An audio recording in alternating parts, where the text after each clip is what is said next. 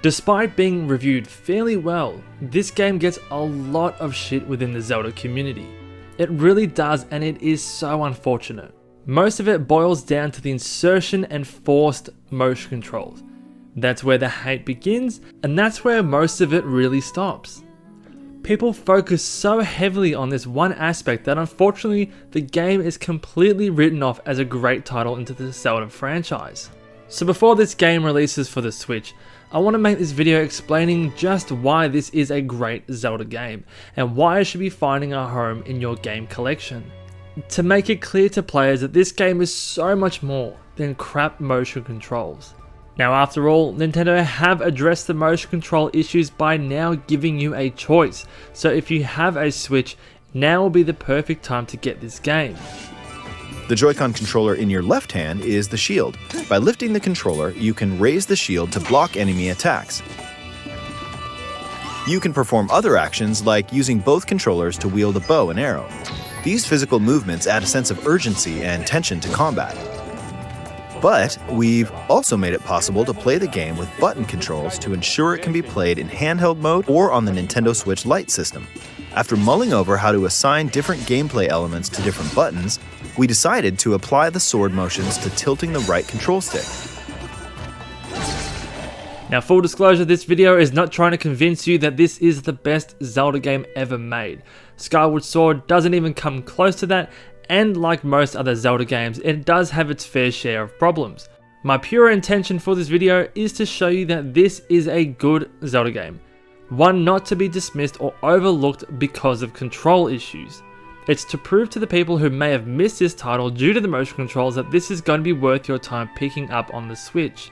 To further manage your expectations, I want to remind you that this game first came out in 2011, and in the last 10 years, Zelda games have changed and greatly improved. But let's get into what makes this a good Zelda game. What makes it worthy to be a part of your game collection? Let's find out. Now as I said, Skyward Sword first released on the Wii back in 2011, and it was presented alongside new motion control mechanics. It was advertised as having one-to-one motion controls where the Wii remote will mimic your actions in an attempt to make the game more immersive and provide a new and innovative player experience.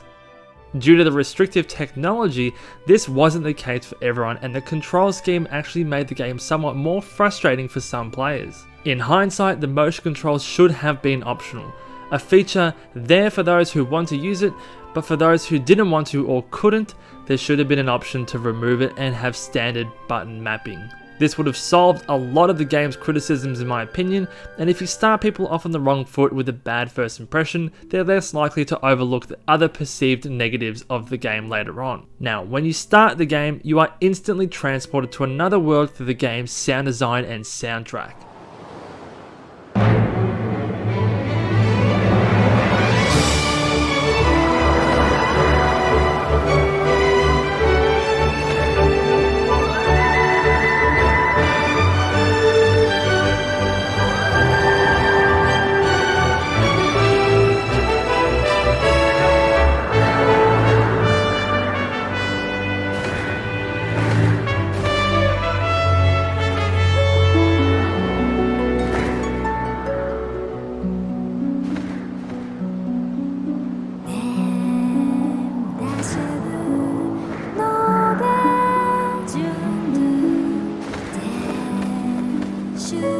The somber, soothing and relaxing music solidifies the unique feel to this game and lets players know that they're in for a great experience if given the chance.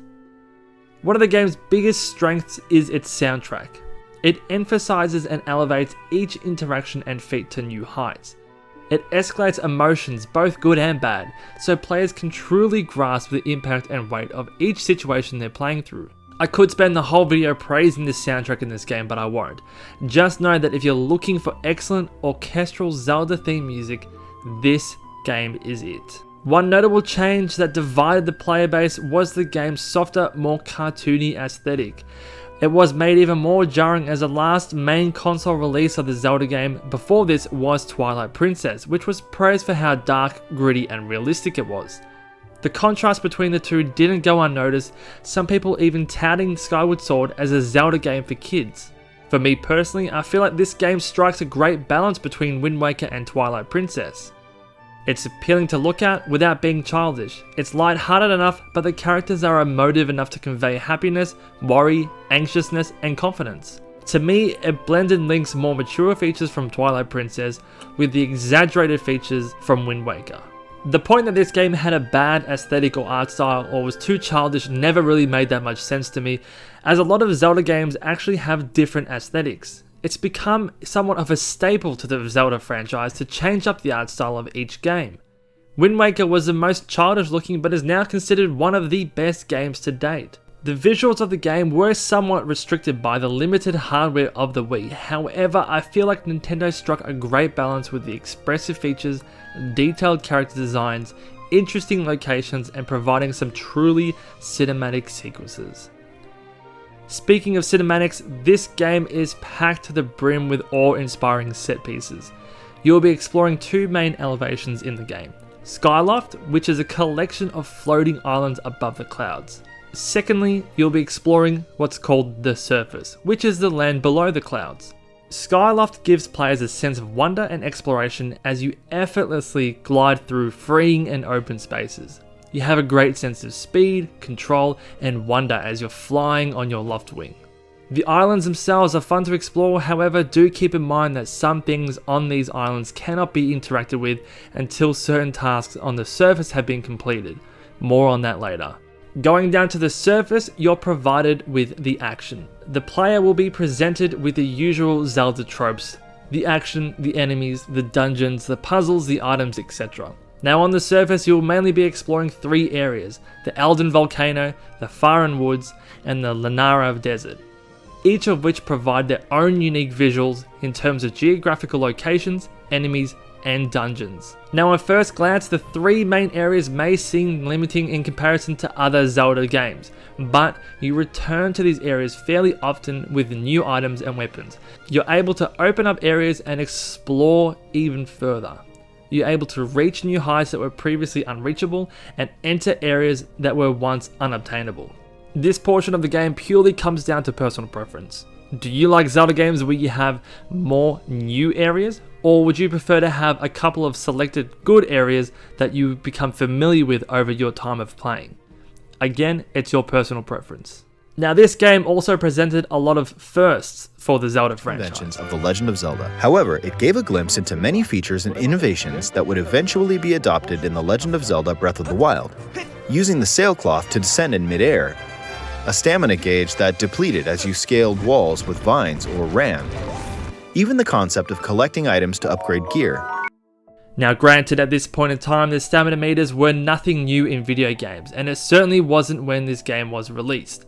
However, this addition provided a new layer of difficulty to the Zelda franchise and in this game.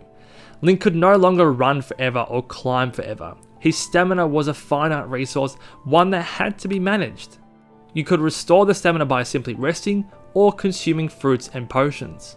You had to assess, if you wanted to climb up something, how much stamina you had, what potions or fruits you had, and could you manage to climb that wall. It forced players to think and look at your environment to see what you can scale and what you have to walk around or navigate around. Another first, and just to touch on it again, is the amazing soundtrack. This is the first Zelda game in the franchise where the music is fully orchestrated. There is a very large push to show this off, as even when you're visiting the shops in Skyloft, the music will change depending on which shop you visit. It's small, but it's a nice touch, and it's very clear that the music is something that we're very proud of. For me, the music really shines in the Silent Realm sequences of the game. In these sequences, you enter the spirit world. However, you cannot make a noise, you can't be spotted, and you cannot attack. Essentially, it's a stealth portion. Now, I won't say why you're there or what you're doing there for spoiler reasons, however, the ambient orchestral score playing in the background, as well as a slight echo in Link's voice, invokes feelings of anxiety, stress, and just an overall level of discomfort.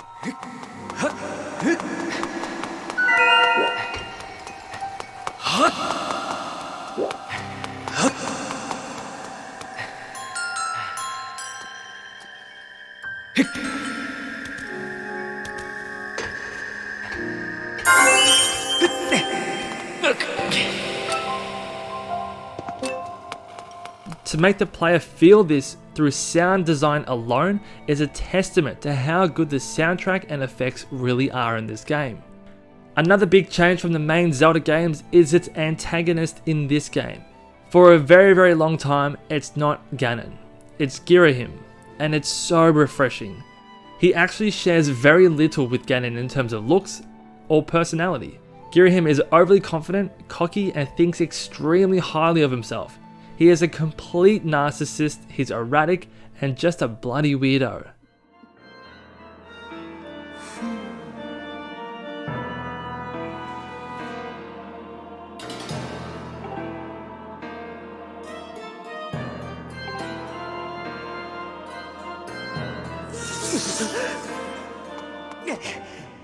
He isn't always a serious, stoic type like Ganon is. He even goes as far as to tell people to refer to him as Lord Girahim.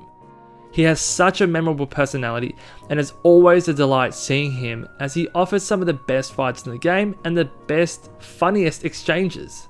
For spoilers' sakes, I won't go too much into his character, but for me, he just exudes personality and became easily one of my favourite parts of this game. Now, speaking of boss fights, this game has a fairly strong roster of boss fights, but nothing amazing. I've already praised Girahim, however there's another boss battle that stands out to me. It's your battle with Moldarak. This is another great boss battle if you got the blade directions right. In this boss battle you are forced to strike in a particular way, and that's the only way to win this boss battle, but for me my motion controls worked fine, so I thoroughly enjoyed this boss battle. One of my favourite bosses of all time in this game, however, is Koloktos. This is a 6-armed golden statue that requires you to use your whip to yank off its arms. Once off, you'll expose its weak point, just like many other Zelda bosses, but there was something so memorable about being able to pull off a boss's arm that was so satisfying in this game. But this wasn't where the battle finished. Once you got to a certain point in the fight, Koloktos was able to grow legs and was able to follow you around the map. Its attack pattern changes, and you're required to pick up its giant sword and cut off its newly acquired legs. Having to look out for its 6 arms all doing different things and being able to yank off its limbs definitely made this one of the best boss fights in the game. Let's get into the items because this game has some of the most unique and useful items I've seen in Zelda games for a while. Now, as a standard Zelda game, you get your bow, your bombs, your slingshots, etc. We see that in every single Zelda game. You can even get a claw shot, however in this game, instead of 1, you can actually get 2, which allows Link to hang from one claw shot and fire the second at a new target. This allows for new and exciting ways to scale rooms and provides fresh elements to solving puzzles and defeating certain bosses. This was in Twilight Princess, so it was great to see the return for Skyward Sword. Skyward Sword also gives you a remote control beetle that you can fly around. This is the first appearance in any Zelda game and I found it to be a great addition. It can collect items for you in hard to reach places, it can cut things down from the ceiling that might be hanging, and it can also be used to knock into switches in positions that are impossible for Link to reach. This beetle can also be upgraded to fly faster and have an increased range. Another great item is the whip, which did make an appearance in Spirit Tracks. Like the beetle, this whip can be used to collect items in hard to reach places, and it can also help in attacking enemies and closing gaps. Lastly, the Gust Jar returns from the Minish Cap, and it will later appear in the Triforce Heroes. Again, it's another very versatile item. However, unlike the Minish Cap where it allows you to suck in enemies and shoot them back at other enemies, absorb fire and pull it closer to you, this iteration of the Gust Jar allows you to blow gust of winds out to expel wind from you. So it basically acts as a reverse vacuum cleaner. This can clear obstacles, can blow enemies away, expose weak points, and even blow away dust to reveal certain secrets and switches. This game also has a great potion making area and a very decent upgrade area. Also, conveniently for the player, all upgrading, crafting, potion making is done within one area. You go to one island in Skyloft, you go to one tent, and everything you want to do in terms of inventory management, upgrading, crafting is in this one tent. It makes for a much better user experience as you're not aimlessly searching for a vendor, and it means less time in menus, so it's more time down on the surface in the action. Now, I have been praising this game quite a lot, however, this is not my favourite Zelda game by any stretch of the imagination. And it's not a perfect game at all. There are actually quite a few things wrong which I feel it's my duty to raise in this video so you're not going in with heightened expectations. There are things in this game which don't particularly make much sense or provide any intrinsic value to the player. Skyloft, as I said, is an incredible place to explore. However, it very rarely offers anything to the player other than filler side missions. There are over 40 islands in Skyloft that you can fly to, and the experience of flying is incredibly satisfying. However, most islands contain one chest. Some of those chests are called goddess chests and can't even be opened until you've found the corresponding goddess cubes down on the ground below. This means that players who explore Skyloft, find the chest, are unable to open them. There is no reward. The player experience is severely reduced as any reward in searching and finding these chests are quickly removed. It becomes more of an annoyance. It's like dangling a carrot in front of a player, and the reward will only be given to those who are completionists. Most players, including myself, simply ignored this aspect of the game as it wasn't worth trying to find all the corresponding cubes. Now, up in Skyloft there are 3 islands that contains fetch quest mini missions which have a reward that you can really do without. The item rewards are not essential. Again, it's setting the incentive to explore these islands extremely low. You're not being rewarded for your troubles. The items you get are not essential, so the player's left wondering, why bother? The ability to call on your Loftwing and fly is a great feeling, but if you're looking for real action, unfortunately most of it happens below the clouds on the surface. This is a shame because it feels like there's a lot of missed potential in the unique landscape of Skyloft. However, players are always being forced down onto the surface to play the actual game. Another flaw in the game would be its limited environments on the surface. Now, the environments are beautiful and they are all visually different, however only having 3 main areas to explore is on the lighter side, especially when this game is quite a large Zelda game with an average playthrough of between 35 to 45 hours to complete the story. This means that you're going to be spending a lot of time in the 3 main areas. Now, in Zelda games, there have already been plenty of forest and volcano levels, so they can come across as somewhat uninspired and more of a, yeah, we've seen this before, what's new? The puzzles are interesting, however there are points in the game where it feels like you're just going through the motions doing the usual Zelda tropes without too much thought being put into innovation or keeping things fresh. The big standout in this game is the Lanayru Desert. It does try to change things up by introducing a restoration mechanic. In the desert, there are crystals called time shift stones. Now, these stones turn back time in a small radius and restores the land back to the lush, life-filled land it once was, rather than being the dry, dead desert. Piles of dust and bone are restored to living enemies, and this provided for such a unique experience when exploring and had some of the better puzzles and dungeons in the game. This concept is elevated even further because in the sand sea in the desert, you take the crystal and you put them on a boat. When activated, it converts the sand into the body of water that it once was. It's this heightened level of creativity in this area that makes the rest of the game feel somewhat lazy, inferior, and uninspired. Another con that players had in this game was that it had too much filler content. As I said, this game already takes about 40 hours to complete, so it is one of the largest Zelda games in the franchise.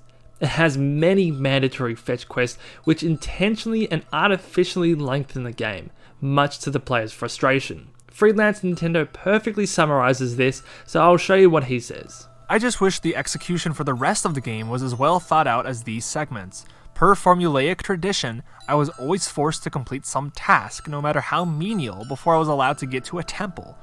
Why do I need to collect 5 pieces of a temple entrance key after I've already had to figure out how to climb to the top of the volcano in the first place? After completing Faron Woods' Silent Realm trial, opening the path to Lake Floria, and discovering the entrance to the next temple, why do I have to walk all the way across the forest and through the entirety of the first temple in the game just to collect sacred water in a bottle? After completing Elden Volcano's Silent Realm trial and discovering the entrance to the Fire Sanctuary Temple, why does the summit conveniently decide to become hostile so that I'm forced to retread the same path up the volcano while protecting an NPC character that previously had no problem with the volcano on 2 separate occasions? Skyward Sword is always taking things just one step too far because it feels like it has to. The entire third act of the game proved to be the most aggravating hours of blatant filler content that I've played in any game, period. For context, although I've already found Zelda, obtained the Goddess Sword, transformed the Goddess Sword into the Master Sword, and have proven myself worthy of wielding the Triforce itself, I still needed to return to each of the 3 provinces to learn the different parts of the Song of the Hero, so that I can find the Triforce. Each area has a dragon who carries the responsibility of teaching the destined hero their part of the song. So after the 3rd boss battle with the Imprisoned, the 2nd battle with him in less than an hour, I find that all of Faron Woods has been flooded by the Water Dragon. When I finally approach the Water Dragon, the same Water Dragon whose life I've saved the last time I was here, the same Water Dragon that witnessed me forging the Master Sword in her forest, the same Water Dragon that recognized me as the hero with the spirit of the goddess, and the same Water Dragon whose damn responsibility was to give me the damn part of the song, informs me that she, quote, can't go around giving away something that precious to every hero who flounders into my waters. She splits her song into little tiny note pieces and scatters them around the woods with a "hey, go fetch them and then I'll know if you were really serious about all of this." So you get the idea. There are a lot of things like that in this game. Things that require you to backtrack quite a lot. Things that require you to go all the way back to the start to get one small item or to find one of 5 pieces of something to complete a puzzle to move on. It is a Zelda formula, something that we have really moved on from, but we need to remember that this game was made back in 2011. I can completely understand the frustration of keeping those very tired, old, artificial game lengthening mechanics in, especially when they've obviously focused so much on trying to improve and innovate other aspects of the game. Another incredibly annoying thing in the game is every time you get certain items, you are told what the item is and what it's used for, even if you have collected this item multiple times. You'll get the information box telling you what you've already been told many times before. But there you have it, guys. Is this the best Zelda game? No, it's not. Is it a perfect Zelda game? Absolutely not. Some may even find the experience to be a little jarring, especially after playing Breath of the Wild and how free you are in that game. There are many things that Nintendo can and really should improve with this HD remake. However, this is a great game nevertheless, and one that is still worth your time, especially if your biggest gripe with the game was to do with the motion controls. The controls acted as a barrier to entry, and that's completely understandable. However, I am hoping that since the motion controls are now optional, and with everything else I've raised in this video, you'll now give Skyward Sword a true chance. It's not without its issues. However, I really do feel like it's one of the stronger Zelda games that was stunted by an attempt of innovation. But guys, let me know your thoughts of Skyward Sword down in the comment section below. Thank you again for watching the video, and if you did like the video, please don't forget to leave a thumbs up and subscribe to the channel. It's greatly appreciated. But take care out there, guys, stay safe, and I'll see you in the next video.